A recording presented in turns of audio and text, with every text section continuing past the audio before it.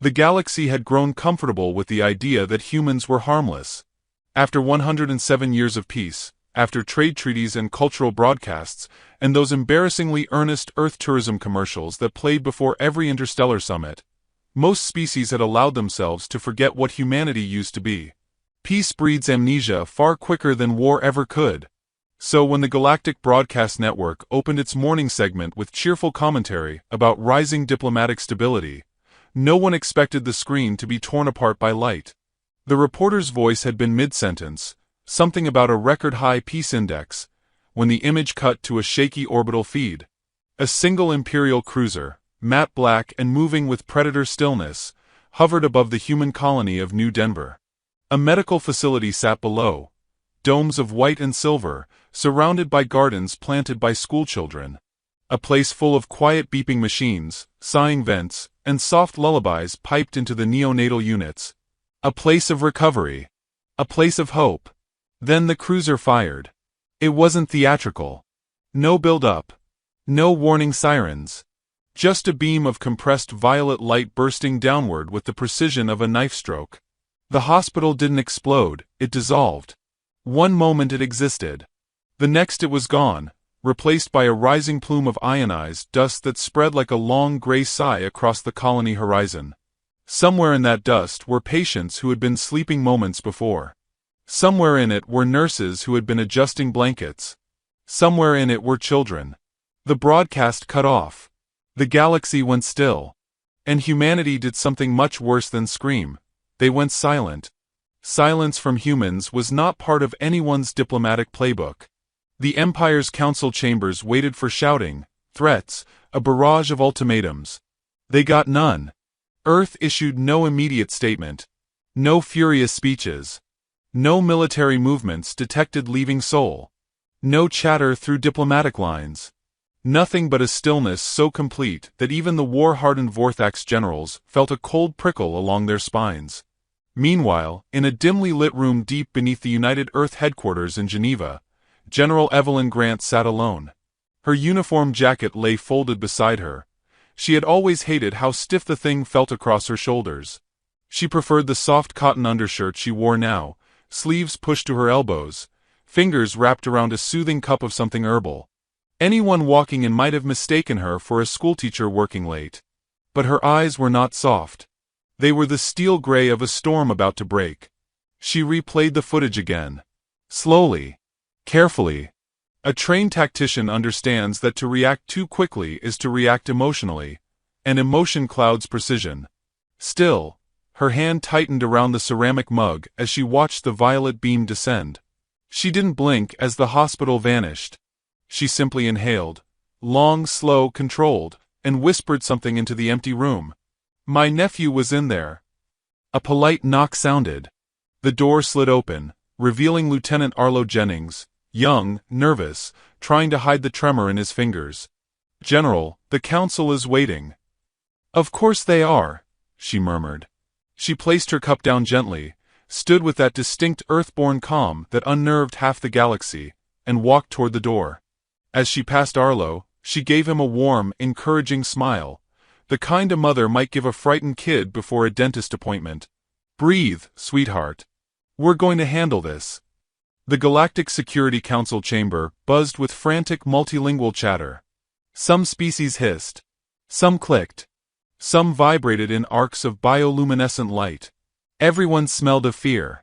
When Evelyn stepped inside, the room hushed with almost reverent dread. She bowed her head politely to each ambassador, greeting them with warmth. Thank you for gathering on such short notice, she said. Earth appreciates your concern.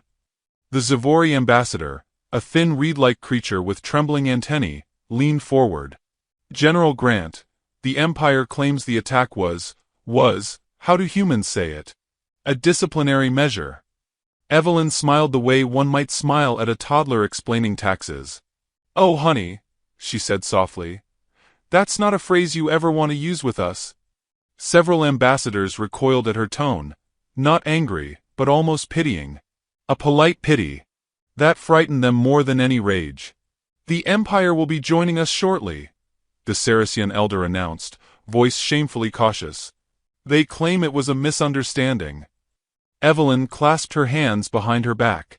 Misunderstandings usually don't involve disintegrating pediatric oncology wards. But sure. We'll hear them out. A hologram flickered to life. Admiral Zorvac of the Empire, smug, scaled, and absolutely certain he held the upper claw. Humanity should consider restraint, he declared. War benefits no one. Evelyn lifted her brow with such polite disbelief that several ambassadors silently prayed for their own souls. Admiral, forgive my curiosity, why fire on a hospital? Zorvac shrugged, scales shimmering. Your colony allowed unauthorized refugees to land. It was a simple correction. Correction, Evelyn repeated, tasting the word like poison. Well, that's helpful to know. Her smile widened. Not kindly. Zorvac misread that. We advise humanity not to escalate. Your record demonstrates emotional fragility. You mourn too intensely. The entire council sucked in air. Evelyn didn't blink. Admiral, she said sweetly. Thank you for your honesty. The Saracen elder whispered to the Zavori. When a human says thank you like that, run. But Zorvac didn't know human idioms. He strutted arrogantly as Evelyn nodded. We'll be in touch, she told him, then calmly ended the transmission. One ambassador, shaking badly, asked, General, what will Earth do? We'll be polite, she answered. We'll be patient. And then we'll respond accordingly. She turned to leave, her footsteps echoing in the vast chamber like slow, deliberate drumbeats. Please rest tonight. Humanity will not start a war. But humanity would finish one. Late that evening, Evelyn stood at the window of the Geneva command tower, looking out over the dark lake.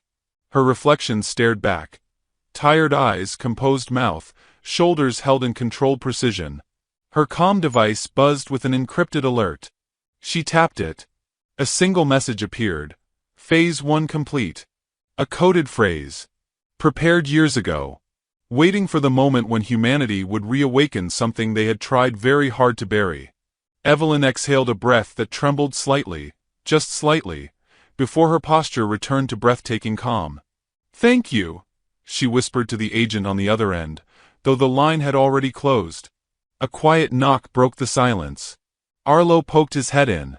General? Colonists are gathering at the hospital site. They're asking what comes next. Evelyn nodded slowly. Of course they are. She walked past him, down the corridor, and out onto the rooftop overlooking the emergency transports assembling below. Engines hummed. Lights flickered. The night tasted metallic, thick with cold and sorrow. She looked toward the distant stars, the direction of the Empire, and for the first time since the attack, her smile vanished completely. Let them come, she whispered. Arlo swallowed. General, what should we tell the colony? She stepped closer, her voice barely above a breath. Tell them humanity remembers its children. As she turned away, the night sky shimmered with something faint and sharp, a streak of light carving briefly through the darkness. Until that moment, Arlo had hoped humans might still choose peace. But watching Evelyn Grant's expression as she stared into that star-painted void, he understood something far older, far deeper, something the galaxy had forgotten. Humans were quiet not because they feared war. They were quiet because war had already begun. The Imperial Hall of Concordance was designed to intimidate. Its obsidian pillars rose like sharpened teeth, curving inward as though ready to swallow any visitor foolish enough to walk beneath them. At the center of the chamber sat the Empire's High Military Committee, a collection of scaled, armored, or luminescent forms arranged in a crescent of authority.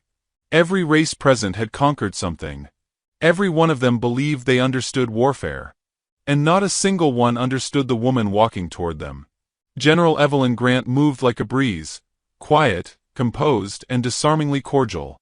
Her small transport shuttle had arrived without escorts, without military announcement, without the posturing every other species considered mandatory when crossing into enemy territory. She stepped into the chamber carrying only a slim datapad and a smile that seemed entirely out of place among those towering war-forged aliens. The guards bristled as she passed. Her calmness infuriated them. It felt wrong, like a knife disguised as a ribbon. "General Grant of Earth," boomed Admiral Urzet, a hulking four-armed reptilian whose metals clinked like chains. "We were not expecting such a casual entrance." Evelyn set a small container on the table and opened it. The scent of warm sugar drifted outward. "Chocolate chip cookies," she said sweetly. "Baked fresh. A little something from Earth to thank y'all for making time."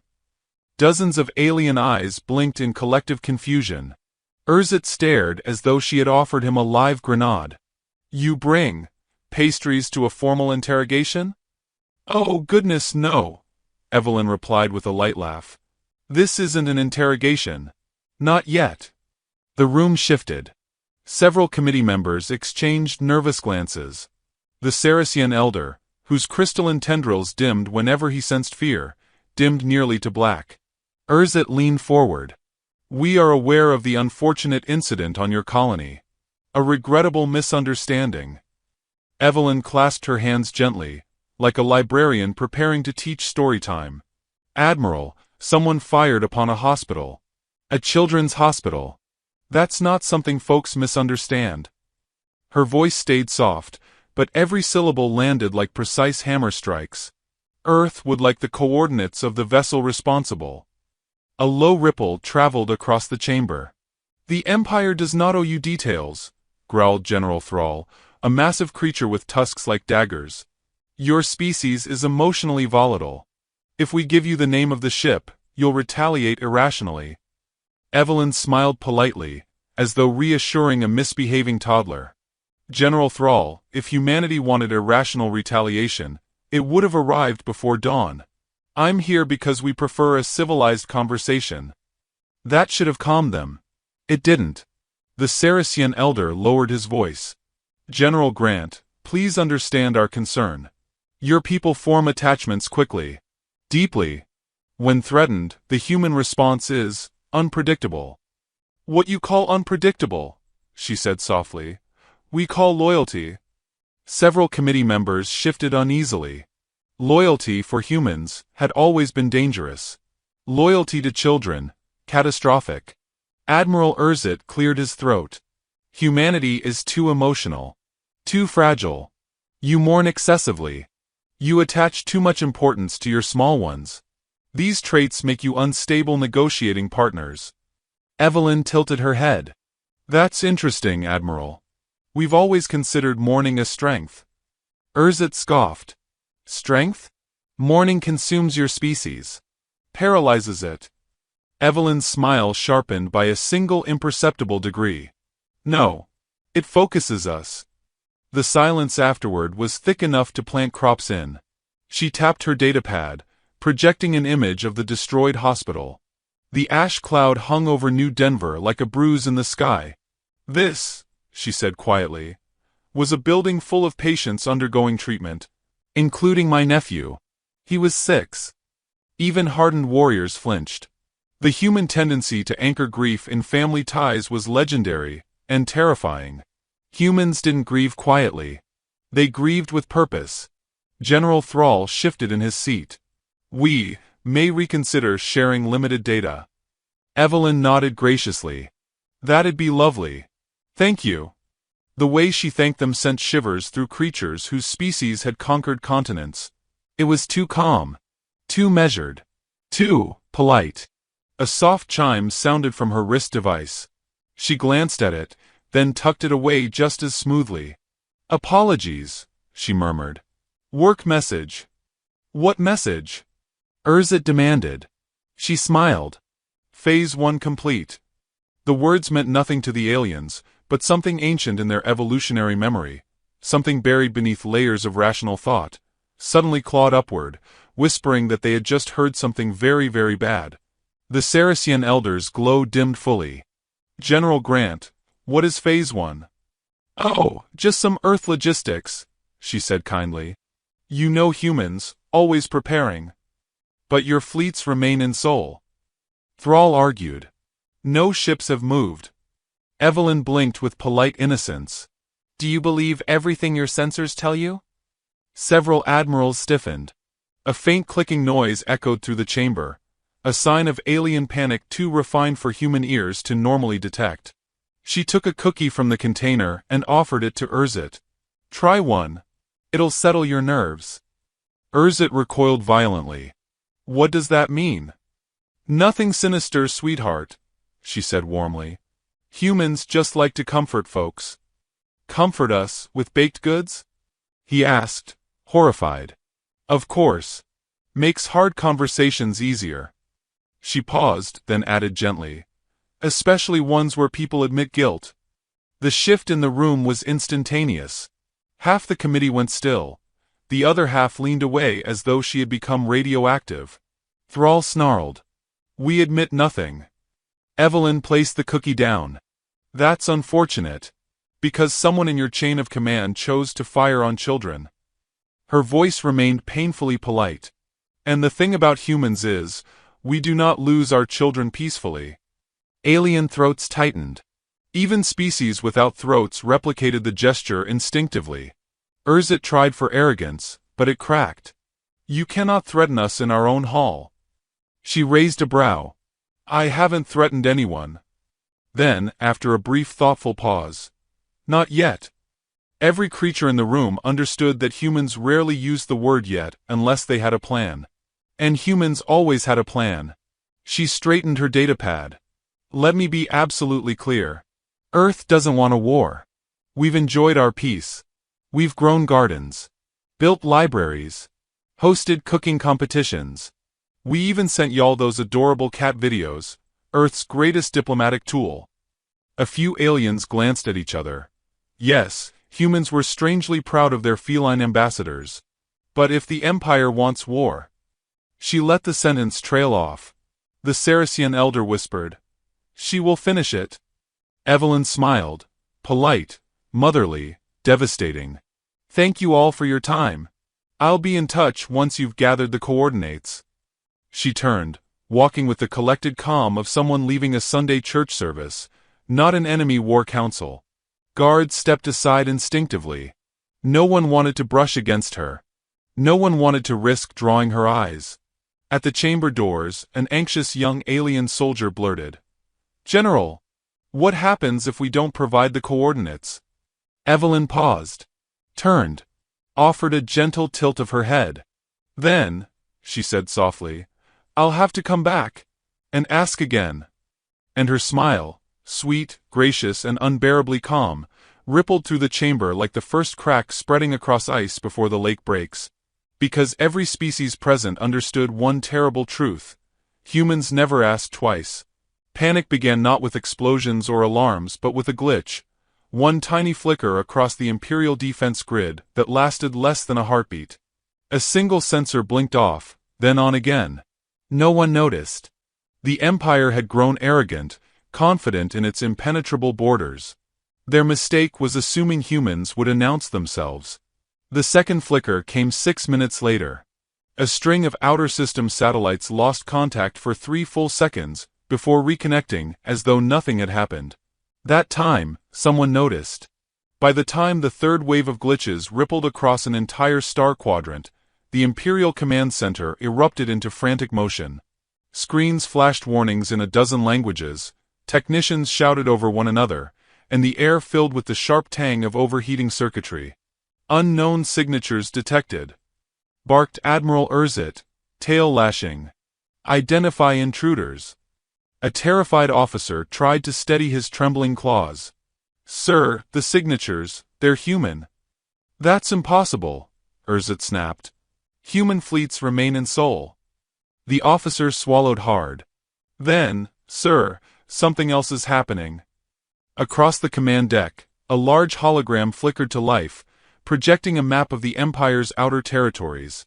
One by one, red dots appeared, slowly at first, then multiplying chaotically, swarming like sparks from a wildfire. General Thrall stared in disbelief. "How many vessels?" The officer's voice cracked. "All of them." Silence slammed into the room. Every human ship they knew of, every dreadnought, every stealth corvette, every medical cruiser, every carrier, had just appeared deep inside Imperial space as if teleported there by some ancient god. Impossible. Terrifying. Silent. How did they get past our borders? Another technician squealed. Borders? Urzet hissed. They didn't cross borders. They materialized. The hologram zoomed in on one of the new red clusters. It showed a human fleet drifting above the Empire's mining colony on Varkos 9. Their formation was perfect, too perfect, like a set of blades arranged neatly on a velvet cloth. Then every human ship broadcast the same message in a pleasant, cheerful Earth voice. Kind reminder. Please evacuate your military personnel. Thank you. The Empire froze. Human politeness had never sounded more like a death sentence. On the other side of space, aboard the UNS Resolute, General Evelyn Grant watched the unfolding chaos with the same gentle expression she wore during PDA meetings. She had traded her cotton undershirt for her formal Navy uniform again, not because she needed the authority, but because she knew the Empire was watching. Arlo stood beside her, pale as moonlight. General, they're panicking. That's the idea. But we didn't fire a single shot. She smiled softly. Humans don't always need bullets, Lieutenant. Sometimes the threat of disappointment works just fine. Arlo stared at her, uncertain whether she was joking. With Evelyn, the line between humor and strategy was always razor-thin.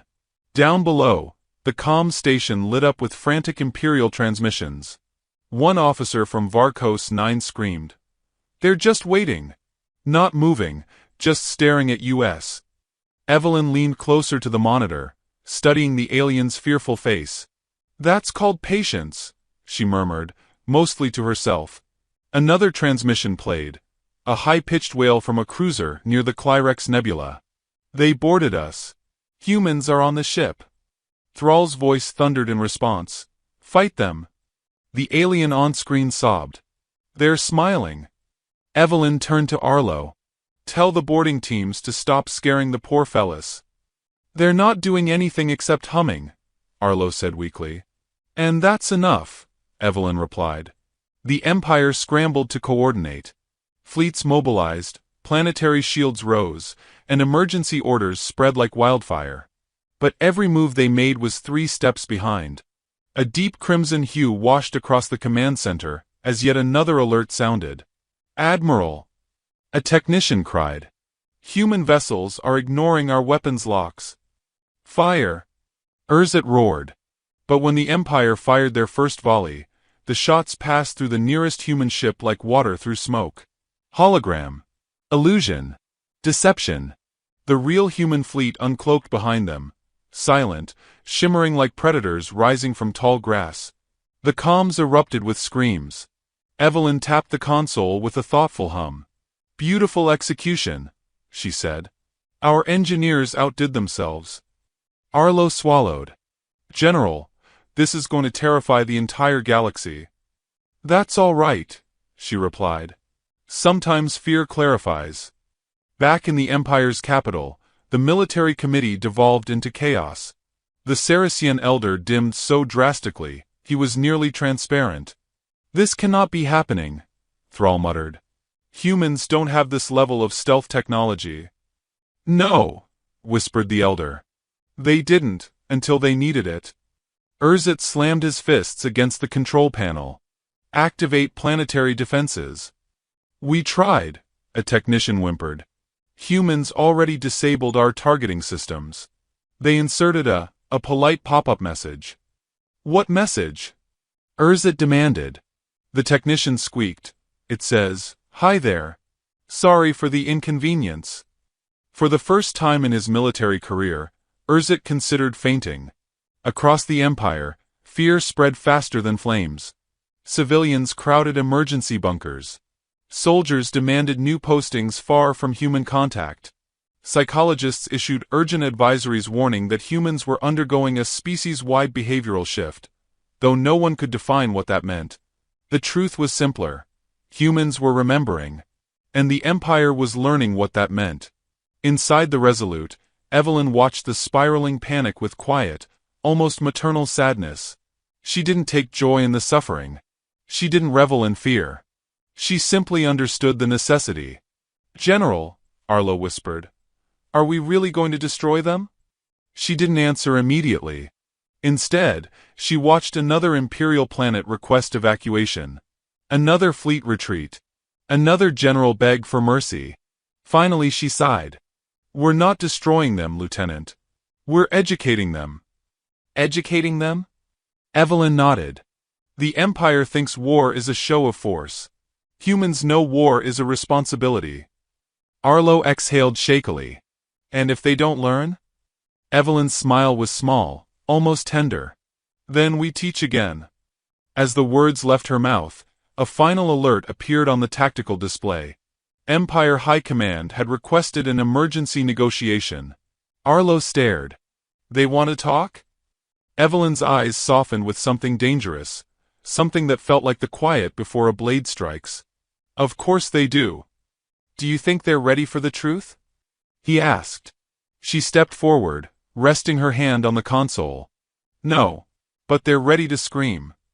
The hologram pulsed with the incoming Imperial summons. Every officer aboard the Resolute watched Evelyn, breath held, waiting for her command. She reached out and accepted the transmission. The screen flickered. The Empire's Emperor appeared, eyes wide, voice unsteady. "General Grant," he whispered. We need to talk." Evelyn smiled, gentle, warm, and absolutely terrifying. "Of course," she said softly. "I've been waiting for you."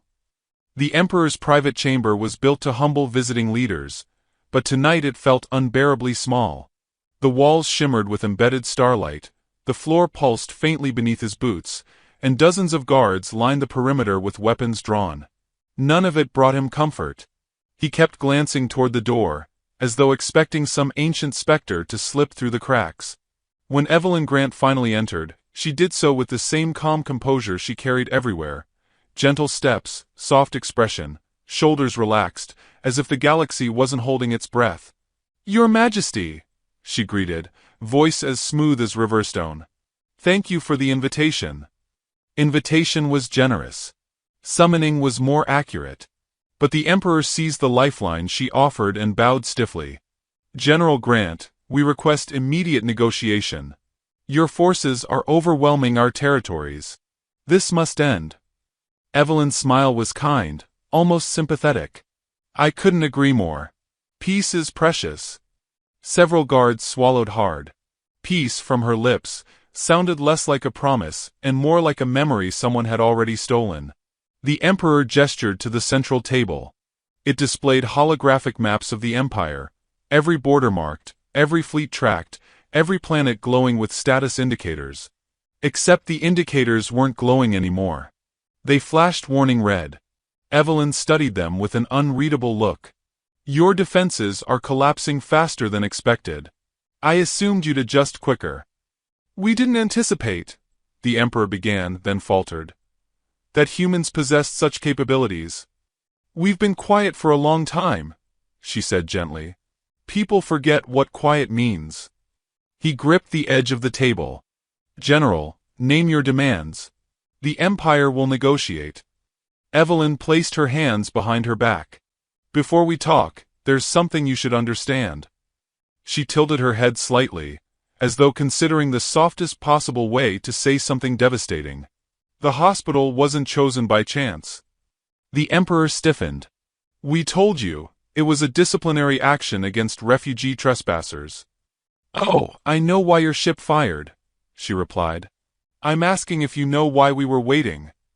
The question fell between them like a blade. The Saracen elder, acting as the Emperor's advisor, hesitated. "General, are you implying humans foresaw the attack?" "I'm not implying anything," she said, folding her sleeves with careful grace. "I'm telling you directly." The Emperor's voice cracked. "You evacuated the hospital?" "Hours beforehand."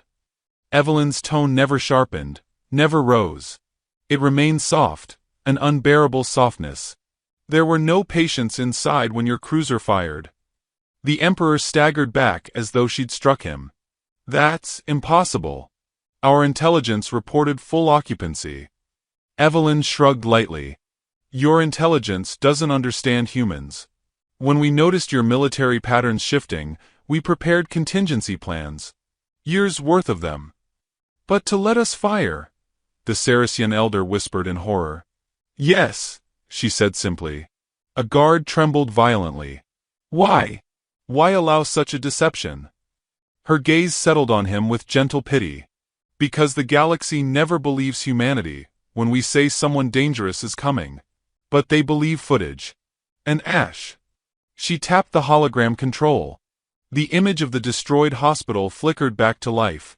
We needed the galaxy to witness what your empire had become. And we needed them to understand why we acted. The Emperor sank into his chair, hands trembling. This was a trap. It was preparation, Evelyn corrected softly. The trap came later. Almost on cue, every holographic map in the chamber shifted. Imperial fleets across 3 sectors flickered. Then disappeared. The Emperor gasped. What is this? Your ships, Evelyn said. We disabled them. All of them. He choked. Not all, she said thoughtfully.